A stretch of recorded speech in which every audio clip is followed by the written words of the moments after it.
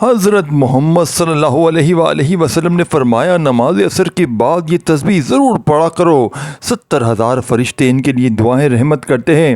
سبحان اللہ۔ محترم ناظرین، 1400 سال پہلے قرآن پاک آپ صلی اللہ علیہ وآلہ وسلم پر نازل ہوا، اور اللہ پاک نے ان کلمات کا ذکر قرآن پاک میں کئی مرتبہ ارشاد فرمایا کہ کوئی انسان اگر یہ 3 کلمات پڑھ لے، 70,000 فرشتے اس کے لیے دعائیں رحمت اور مغفرت کرتے ہیں، اور ان کی حاجات، ان کی منظوری تک اللہ سے یہ گریہ زاری سے دعا مانگتے ہیں۔ اور ان کلمات کا تذکرہ یعنی حضور اقدس صلی اللہ علیہ وآلہ وسلم نے کچھ اس طرح فرمایا ہے۔ آپ صلی اللہ علیہ وآلہ وسلم کی خدمت اقدس میں ایک صحابی نے عرض کی، یا رسول اللہ صلی اللہ علیہ وآلہ وسلم کوئی ایسی نصیحت تجویز فرما دیجئے کہ دشمن کے شر سے بچاؤ، شیطان کے شر سے بچاؤ، جہنم کے شر سے بچاؤ مل سکے، صراط کے شر سے بچاؤ، قبر کے عذاب سے بچاؤ، حتیٰ کہ محشر کے روز تمام تر عذاب سے بچاؤ، اور رزق کی تنگی سے بچاؤ، اور تمام مشکلات دینی اور دنیاوی سے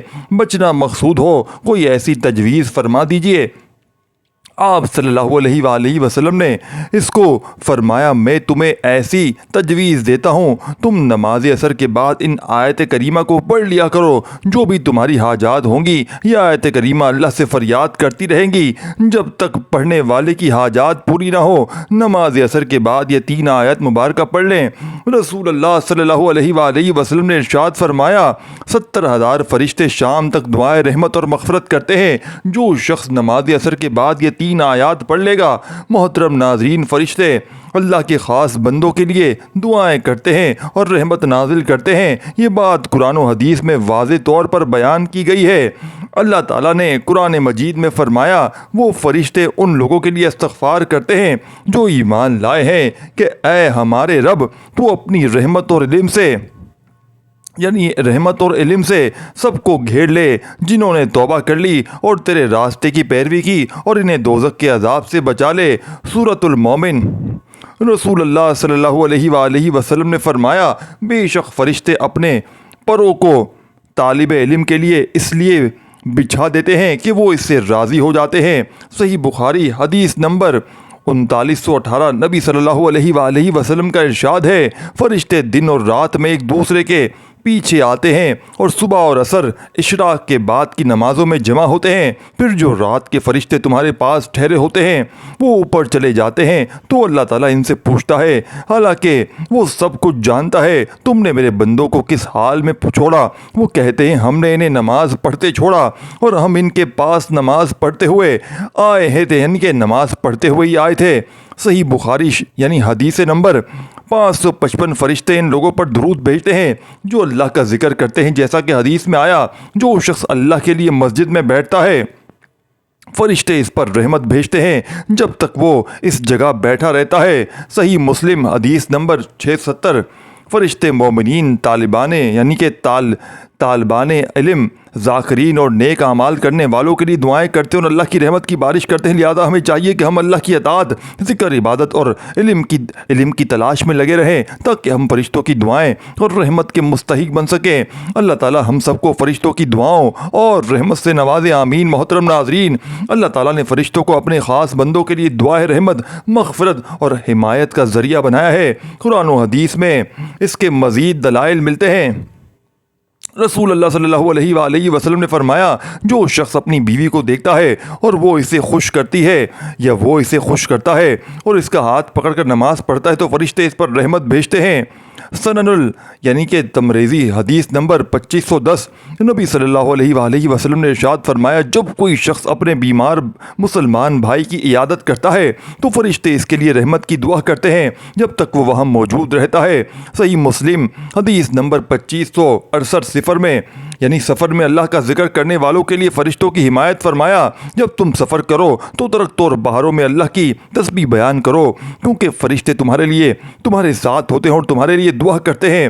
مسند احمد حدیث نمبر 19144۔ رسول پاک نے فرمایا، جمعے کے دن ایک وقت ایسا ہوتا ہے کہ اگر کوئی مسلمان اس وقت اللہ سے دعا مانگے تو اللہ اسے عطا کرتا ہے، اور فرشتے اس دن درود پڑھنے والوں کے لیے دعا کرتے ہیں۔ صحیح بخاری حدیث نمبر 935۔ نبی پاک نے فرمایا، اگر لوگ جان لیں کہ اذان اور صف اول میں کتنی فضیلت ہے اور ان کے لیے قرآن اندازی کے سوا کوئی چارہ نہ ہو تو وہ ضرور قرآن اندازی کریں، اور اگر وہ جان لے کہ نماز کے لیے جلدی آنے میں کتنی برکت ہے تو وہ ضرور مثبت کریں، یعنی اور اگر وہ جان لے کہ عشاء اور فجر کی نماز میں کتنی فضیلت ہے تو وہ ضرور آئیں، خواہ رینگتے ہوئے ہی آنا پڑے۔ صحیح بخاری حدیث نمبر 615۔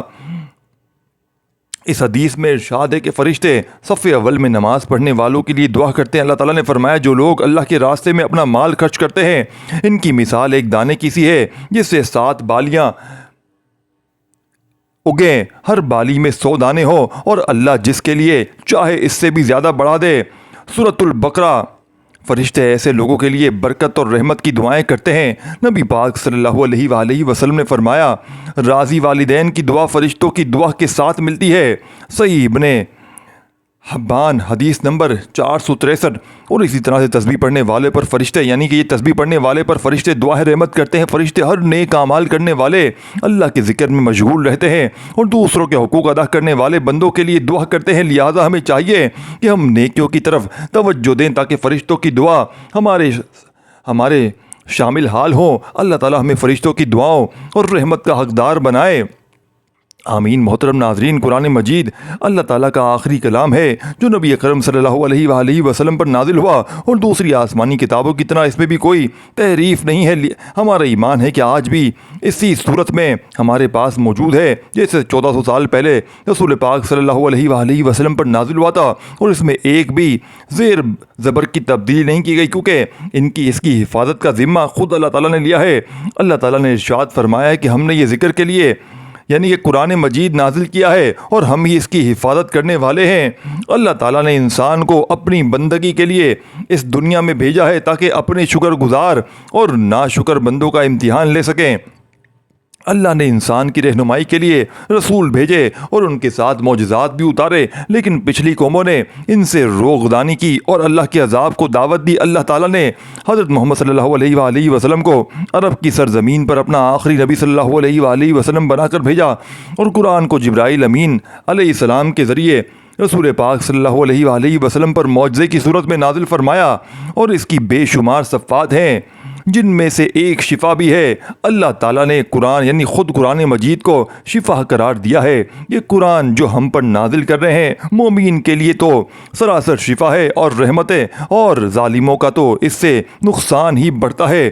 اللہ تعالیٰ فرماتے ہیں کہ تو ایمان والوں کے لیے ہی بیت الشفا ہے۔ قرآن پاک ایمان والوں کی شفا کا باعث ہے، اور کفار اس کو نہیں سمجھ سکتے۔ اللہ کی رحمت بہت وسیع ہے اور ہر شخص اس کو اپنی ظرف اور ہمت کے مطابق حاصل کرتا ہے۔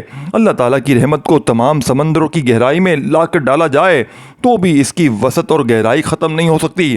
یہ حاصل کرنے والے پر منحصر ہے کہ وہ اس کو کیسے اور کتنا حاصل کر سکتا ہے۔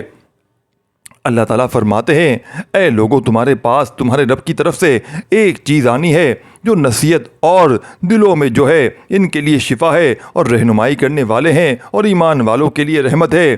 آقا علیہ السلام کی قرآن سے محبت بے مثال تھی۔ حضرت محمد صلی اللہ علیہ وآلہ وسلم کی پوری زندگی قرآن کی تعلیمات پر عمل کرنے کا نمونہ تھی۔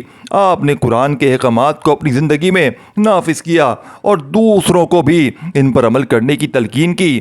حضرت عائشہ رضی اللہ تعالیٰ عنہ سے روایت ہے کہ آپ صلی اللہ علیہ وآلہ وسلم کا اخلاق قرآن تھا۔ مسند امام احمد 380 حدیث نمبر 24,655۔ آپ صلی اللہ علیہ وآلہ وسلم باقاعدگی سے قرآن کی تلاوت کرتے تھے، خاص طور پر رات کی عبادت میں آپ خود بھی قرآن پڑھتے اور دوسروں سے بھی قرآن سننے کا شوق رکھتے۔ حضرت عبداللہ بن عباس رضی اللہ تعالیٰ عنہ سے روایت ہے نبی پاک سب سے زیادہ سخی تھے اور سب سے زیادہ سخاوت رمضان کے مہینے میں کرتے تھے، جب جبرائیل علیہ السلام آپ سے ملنے اور آپ کے ساتھ قرآن کا دورہ کرتے۔ بخاری 627 حدیث 1902۔ آقا علیہ السلام نے صحابہ کو قرآن کی تعلیمات دی اور اس کی تعلیمات کو پھیلایا۔ آپ نے لوگوں کو قرآن کے معنی اور مفہوم سکھائے اور اس کی حکمتیں بیان کی۔ آقا صلی اللہ علیہ وآلہ وسلم کا وحی کا انتظار کرتے تھے، اور جب وحی آتی تو خوشی اور سکون محسوس کرتے۔ آپ کے دل میں قرآن کے الفاظ کی قدر یعنی کہ منزلت بہت زیادہ تھی۔ آقا علیہ السلام کی دعاؤں اور اذکار میں قرآن کے الفاظ شامل ہوتے تھے۔ آپ کی دعاؤں میں قرآن کی آیت کا ذکر اور استعمال ہوتا تھا۔ یہ تمام پہلو آقا صلی اللہ علیہ وآلہ وسلم کی قرآن سے بے پناہ محبت اور عقیدت کو ظاہر کرتے ہیں۔ آپ کی زندگی میں قرآن کی تعلیمات کی جھلک نمایاں تھی اور انہوں نے اپنی امت کو بھی قرآن کے قریب رہنے کی تلقین کی۔ قرآن مجید پر قلبی، روحانی، جسمانی اور نفسیانی یعنی نفسیاتی بیماریوں کے لیے شفا ہے۔ قرآن مجید خود بیان کر رہا ہے دلوں کے روگ یعنی حسد، کینہ، بغض، منافقت، ڈپریشن، اسی طرح کی اور مصیبتیں، یہ ان کے لیے شفا ہے۔ اللہ تعالیٰ کا ذکر روح کی غذا ہے اور جسم کو طاقت اور توانائی بخشش ہے۔ یعنی کہ محترم ناظرین، اللہ تعالیٰ کی رحمت بے حد اور بے حساب ہے، جیسا کہ قرآن پاک میں ارشاد ہے، اور میری رحمت ہر چیز کو گھیرے ہوئے ہے۔ سورۃ الاعراف 156۔ اللہ کی رحمت یہ ہے جو ہمارا وجود، رزق، مغفرت اور ہدایت ممکن ہے۔ وہ غفور الرحیم ہے، اپنے بندوں پر انتہائی مہربان ہے، چاہے وہ کتنے ہی گناہ گار کیوں نہ ہو۔ نبی پاک نے فرمایا اللہ نے رحمت کو پیدا فرمایا اور اس کی سورہ رحمتیں بنائی، یعنی کہ 100 رحمتیں بنائی، ان میں سے 99 اپنے پاس رکھ لیں اور ایک رحمت تمام مخلوق پر نازل فرمائی۔ صحیح بخاری۔ محترم ناظرین، ہمیں ہر حال میں اللہ کی رحمت سے مایوس نہیں ہونا چاہیے، بلکہ توبہ اور نیک اعمال کے ذریعے اس کی رحمت کو تلاش کرنا چاہیے۔ اللہ تعالیٰ فرماتا ہے کہہ دو اے میرے بندو جنہوں نے اپنی جانوں پر زیادتی کی، اللہ کی رحمت سے نا امید نہ ہو، یقیناً اللہ تمام گناہوں کو بخش دیتا ہے، بے شک وہ غفور الرحیم ہے۔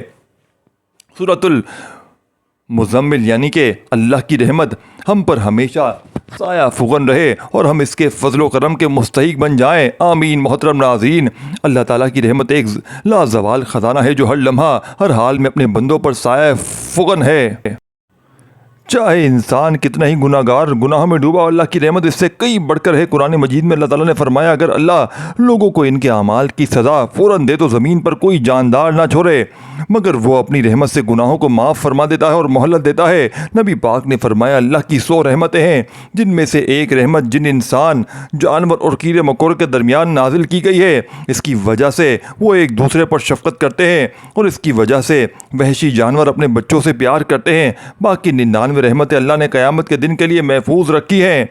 صحیح مسلم، اللہ تعالیٰ گناہ گار کے توبہ کرنے پر خوش ہوتا ہے، جیسا کہ حدیث قدوسی میں آیا ہے اللہ اپنے بندوں کی توبہ پر اس سے زیادہ خوش ہوتا ہے جتنا تم میں سے کوئی شخص اپنے اونٹ کو کھلے میدان میں پا کر خوش ہوتا ہے، یعنی کہ صحیح بخاری۔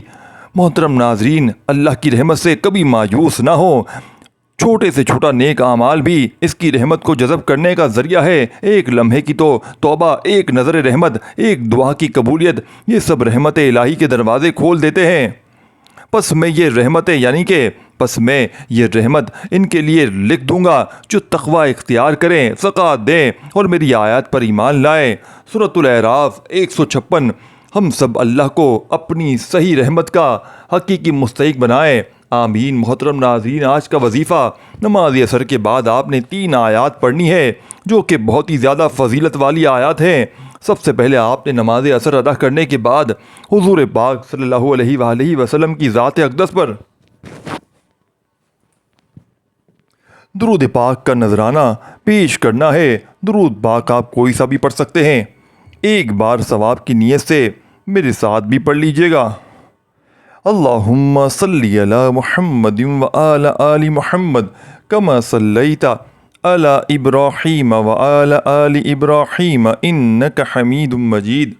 اللہم بارک علی محمد وآل آل محمد کما بارکت علی ابراہیم وآل آل ابراہیم انک حمید مجید۔ درود پاک پڑھنے کے بعد آپ نے سورۃ الحشر کی آخری 3 آیات پڑھنی ہے۔ یہ آیت آپ نے صرف 11 بار پڑھنی ہے۔ هو اللہ الذی لا الہ الا هو عالم الغیب والشہادۃ هو الرحمن الرحیم۔ هو اللہ الذی لا الہ الا هو الملک القدوس السلام المؤمن المحیمن العزیز الجبار المتکبر سبحان اللہ عما یشرکون۔ هو اللہ الخالق الباری المصور الاسماء الحسنی یسبح ما فی السماوات والارض وهو العزیز الحکیم۔ یہ آیت 11 مرتبہ پڑھنے کے بعد آپ نے 21 مرتبہ سورہ کوثر پڑھنی ہے اور آخر میں پھر وہی درود پاک پڑھنا ہے جو شروع میں پڑھا تھا۔ ترمذی میں حضرت معتقل بن یسار رضی اللہ تعالیٰ عنہ سے روایت ہے کہ رسول پاک صلی اللہ علیہ وآلہ وسلم نے فرمایا کہ جو عصر کے وقت 3 مرتبہ اعوذ باللہ السمیع العلیم من الشیطان الرجیم اور اس کے بعد 3 مرتبہ سورہ حشر کی آخری 3 آیات یعنی کہ هو اللہ الذی لا الہ الا هو عالم الغیب والشہادۃ هو الرحمن الرحیم هو اللہ الذی لا الہ الا هو الملک القدوس سلام المؤمن المحیمن العزیز الجبار المتکبر سبحان اللہ عما یشرکون وهو اللہ الخالق الباری المصور الاسماء الحسنى مسبح ما فی السماوات والارض وهو العزیز الحکیم پڑھ لے تو اللہ تعالیٰ 70,000 فرشتے مقرر فرما دیتا ہے جو صبح تک اس کے لیے رحمت کے یعنی رحمت کی دعا کرتے رہتے ہیں۔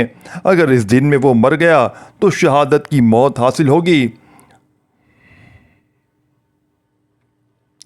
مظہری معرف القرآن یعنی کہ اے رب العزت، اے ساری کائنات کے شہنشاہ، ساری مخلوق کے پالنے والے، اے زندگی موت کا فیصلہ کرنے والے، اے آسمانوں اور زمینوں کے مالک یعنی کہ مالک، پہاڑوں اور سمندروں کے مالک، انسانوں اور جناتوں کے معبود، اے عرش اعظم کے مالک، اے فرشتوں کے معبود، اے عزت اور ذلت کے مالک، اے بیماروں کو شفا دینے والے، اے بادشاہوں کی بادشاہی یعنی اللہ ہم تیرے گناہ گار بندے ہیں، تیرے خطا کار بندے ہیں، ہمارے گناہوں کو معاف فرما، ہماری خطاؤں کو معاف فرما۔ اے اللہ ہم اپنے اگلے پچھلے صغیرہ کبیرہ سبھی گناہ خطا اور نافرمانوں کی معافی مانگتے ہیں۔ اے اللہ رب العزت ہم اپنے گناہوں سے توبہ کرتے ہیں، ہماری توبہ قبول فرما۔ اے اللہ ہم گناہ گار ہیں، سیاہ کار ہیں، بدکار ہیں، تیرے احکام کے نافرمان ہیں، ناشکر ہیں، لیکن میرے معبود تیرا نام لیوا بندے ہیں، تیری توحید کی گواہی دیتے ہیں۔ تیرے سوا کوئی عبادت کے لائق نہیں ہے، تیرے سوا کوئی بندگی کے لائق نہیں ہے، تیرے سوا کوئی تعریف کے لائق نہیں ہے۔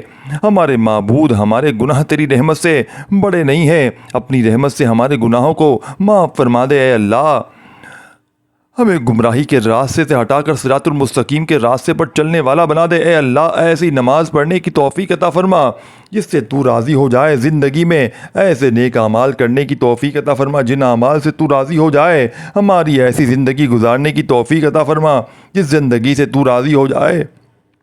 ایمان پر زندگی رکھ اور ایمان پر موت عطا کر۔ اے اللہ ہمیں تیری احکام کی فرما برداری کرنے والا بنا اور تیرے پیارے حبیب جناب محمد صلی اللہ علیہ وآلہ وسلم کے نیک اور پاکیزہ آداب کو اپنانے والا بنا دے۔